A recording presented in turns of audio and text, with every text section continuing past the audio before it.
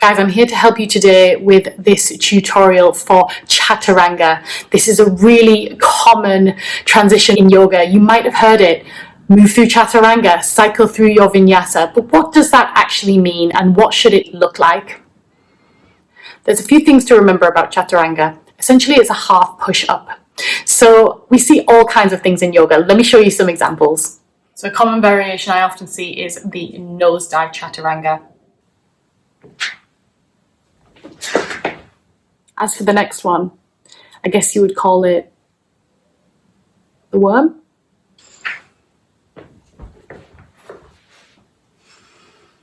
Another variation is the heavy head and winging scapular variation, where we see the middle of the shoulders just collapse.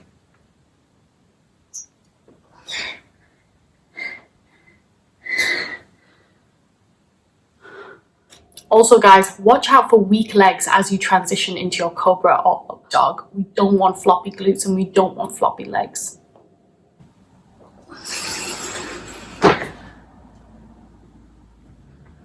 Guys, when it comes to yoga, we don't want to label things as right or wrong. I'm just here to tell you that if you do work on a quality Chaturanga, it will really help you to fire up through all of your arm balances, through all of your inversions. So it's really worth spending the time to get it right.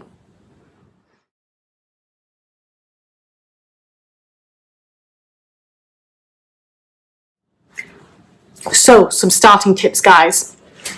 When we move into Chaturanga, arms are always shoulder width apart, so we spread the fingers nice and wide, and we want to work on external shoulder rotation here. So I want you to think elbow creases always pointing forward, so it's a slight torque of the arms, and this is going to help you to fire up through serratus, which is this big muscle that wraps around your ribs.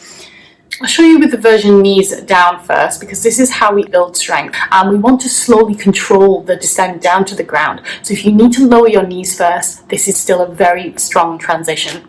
Once your elbow creases are pointing forwards, I want you to think nice long neck, so think double chin here, so we're not allowing the head to hang heavy. And start squeezing your glutes. Shift the shoulders forward, start bending the elbows, not allowing the shoulder blades to wing, so you're still essentially pushing and doming through the upper back as much as you can.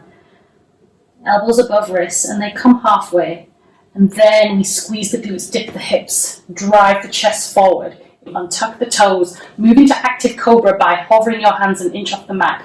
Elbows will want to wing out, but see if you can squeeze and hug them into the midline. So you're squeezing your glutes here, driving the chest forward just from using the strength in your back muscles.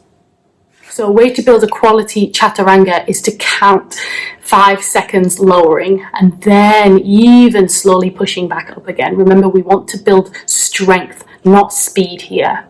So bending those elbows, keeping the core firing, keeping chest lifted, so not allowing those shoulder blades to go down to the ground. And just see if you can count for 5, 4, 3, 2, 1. Inhale to push back up again.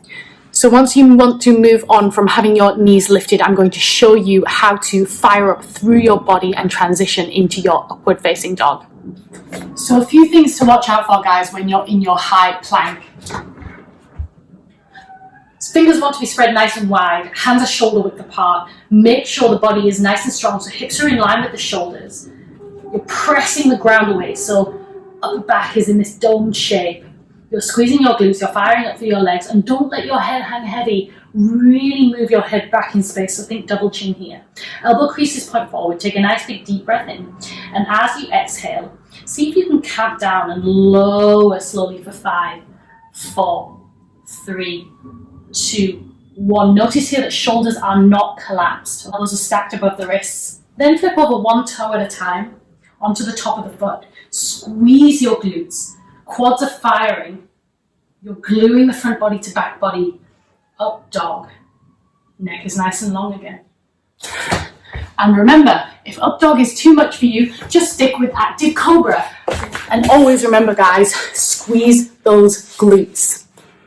So one thing that you want to remember here, guys, is that in Chaturanga, you're really recruiting your push muscles. So even as you start bending the elbows to lower the chest into your half push-up, you still want to be pushing the ground away. So it's almost like opposing forces. So here, when you're pushing the ground away, elbow creases point forward, you're engaging your core. And even as you bend the elbows to lower, think upper shoulders still in this rounded position. So you're really trying to avoid this winging action in the scapula.